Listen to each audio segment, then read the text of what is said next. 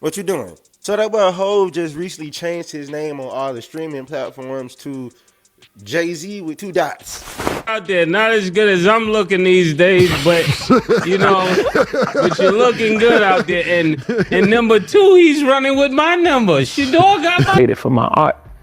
I didn't take advantage. I didn't get here by taking advantage of people. I didn't take it. No one. That's not my reputation. That's not what I do. So, Jay-Z's at it again with another name change. While his PR team is spinning it as a tribute to the 30th anniversary of Reasonable Doubt, not many are buying the story. And neither is Mace, because everything Jay's been dodging is starting to unravel. This is the proof Mace has been waiting for. All the things he's been saying for the last 20 years are playing out right in front of us. Jay-Z's been under fire lately.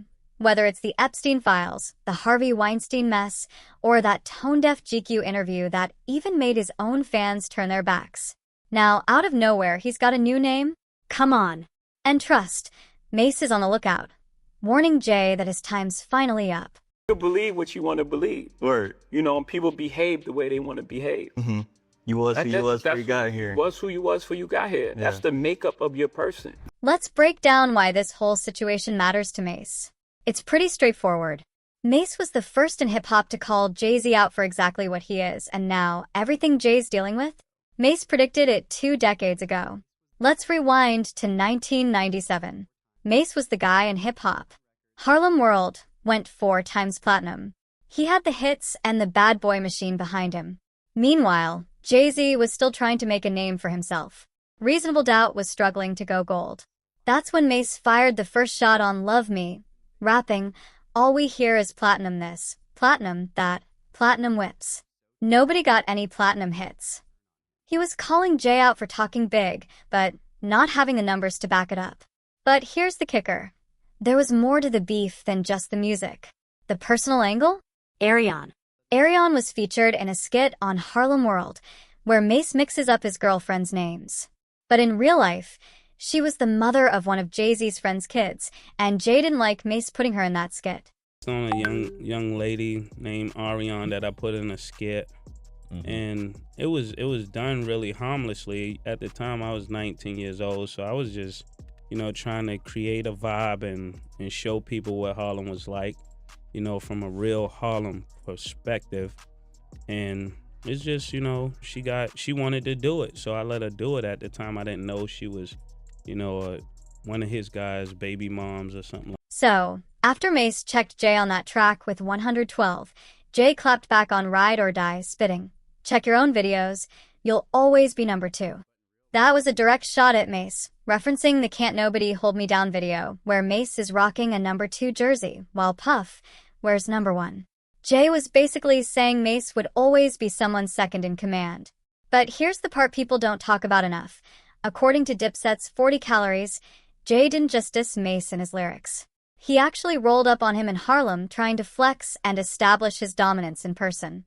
20 minutes later, Jay-Z pulls up in the 4.6 range that he always talked about, the black joint. He hops out. Mace said, "Yeah, all that cool, but who was you talking about on that song when you check your own video number?" Jay was like, "Everybody know I'm talking about you." Fast forward to 1999, when Mace made the shocking decision to walk away from the industry at his peak, after Diddy allegedly tried to pull him into some freak-off situation. The trauma Mace experienced from what he saw and the names involved led him to turn his back on it all. He went to church, became a pastor, and rejected the entire industry machine. Meanwhile, Jay-Z continued to build a decades-long close relationship with Diddy. Now, fast forward to 2026. Diddy's behind bars. Jay-Z's name is tied up in the Epstein files, and suddenly, he's changing his name just like Diddy did every time a scandal surfaced. If you pull up Jay-Z on Apple Music, Tidal, or YouTube, you'll notice something. He's no longer Jay-Z. The Y now has 2 dots over it. His team is spinning it as a tribute to Reasonable Doubt turning 30. But let's be real. It's the Diddy playbook. Puff Daddy, P. Diddy, Brother Love, Diddy changed his name every time he got caught up in some mess. Now Jay-Z seems to be doing the same. And the internet immediately noticed. One fan said, "Bro's trying to make himself harder to Google." But here's the thing, you can change your name, but you can't erase your history. Right now, that history is coming back to haunt Jay. His name popped up not once, but twice in those files. First, he was mentioned in an FBI intake report when a woman claimed she woke up in a room with Harvey Weinstein and Jay-Z. But it gets even deeper, and this is the part the mainstream media isn't talking about. In another document, there was an email from former Barclays CEO Jes Staley to Epstein. The email, dated February 3, 2014, discussed anti-corruption protests in Brazil. Staley assured Epstein that this kind of protest would never happen in the US because Black protesters have been bought off by Jay-Z. The email said, "You want to know why we are not in Sao Paulo? Watch the TV ads during the Super Bowl.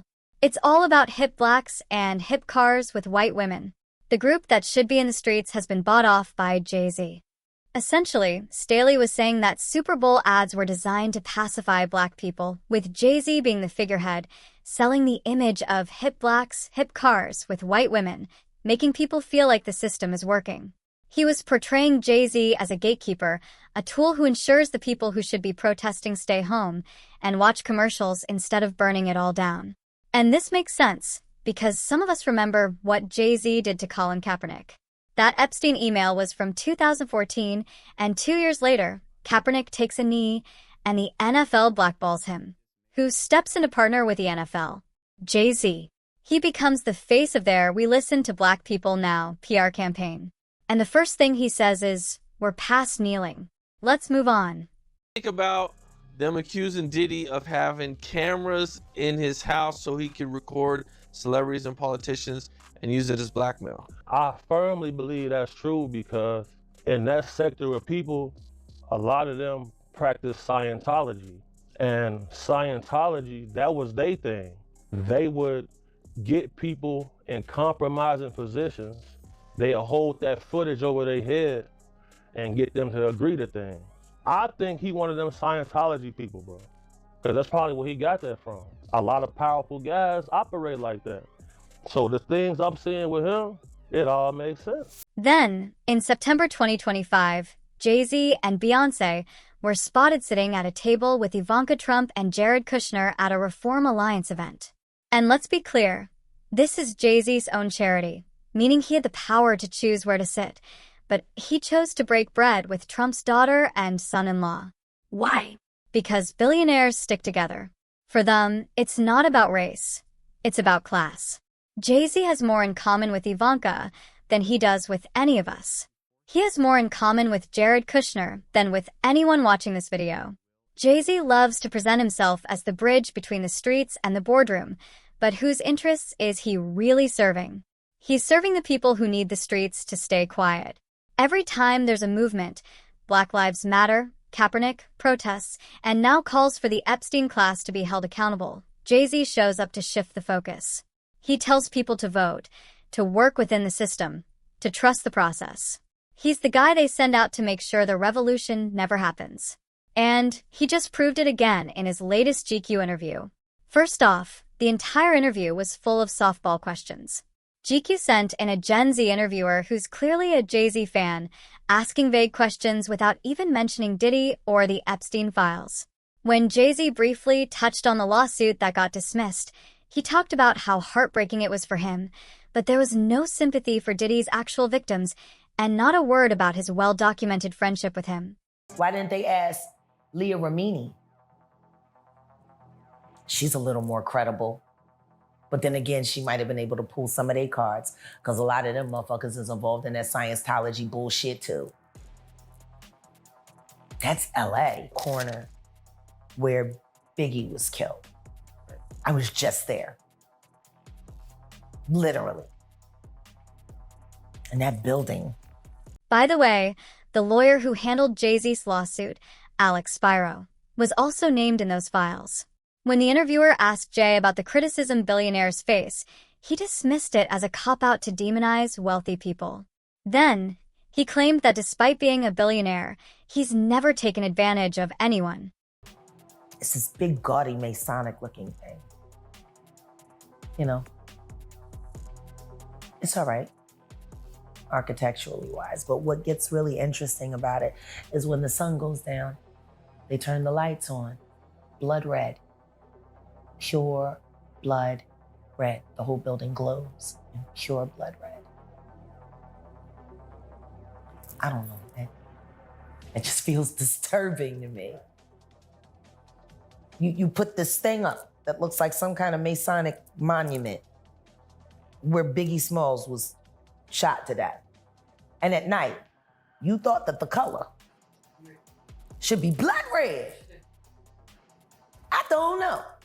You spoke about. And then Jay-Z had the audacity to call out the Kendrick versus Drake beef, claiming it went too far. Scientology. Yeah. Does that have to do with anything with the Illuminati, or is that just separate entity? They're separate entities, but they work in tandem. Right. They spy on each other's people for each other. Right. You know, if they don't want to make it look like they're stalking one of their, defectees, they'll ask somebody from TMZ to do it for them. Oops, I'm sorry, I didn't mean to say that out loud, allegedly. Harvey. They farm it out, make it seem like it's just paparazzi stuff when they're actually doing investigation. And Scientologists, they're relentless. A lot of people farm out their gaslighting work to them for a profit. That's LA. But wait, didn't Jay-Z pick Kendrick to headline the Super Bowl and perform a track where he called Drake a file in PDF format? Now, all of a sudden, he's saying there's too much negativity? But honestly, the most disturbing part of the interview came when Jay-Z bragged about being untouchable while dropping his HOV nickname, which comes from Jehovah, a name for God in the Bible. That we had. In your face. In your face. Like, put out in your face. I mean, there's multiple videos of this man forcibly trying to tongue kiss his son. On some Dalai Lama shit, suck my tongue. Honestly, I have no idea who advised Jay-Z to do this interview, but he just made everything 10 times worse for himself. He came off as arrogant, out of touch, shallow, and hypocritical. Based on the reactions on social media, it's clear that people are no longer buying into Jay-Z's brand of Black excellence. One user on X summed it up perfectly, saying, Jay-Z 100% tried to sell Black capitalism and his own personal wealth accumulation as some sort of collective good for Black America. His brand narrative is the exact Nixonian right-wing propaganda he claims to be against.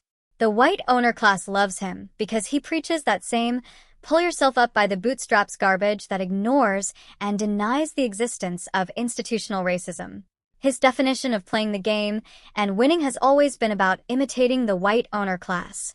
That's why you can't separate the idolization of Jay-Z and Beyoncé from the idolization of whiteness and wealth. This is what the brand always was. It just gets more cringe as time passes. And this GQ piece landing in 2026 reads like a cultural icon who's completely lost touch with the culture. But I want to hear your thoughts on all of this. What's your take after watching the GQ interview? How do you feel about Jay-Z changing his name? Do you think it's just a coincidence this all comes right after he was named in those files? Leave your comments below and stay tuned for the next video. Hey,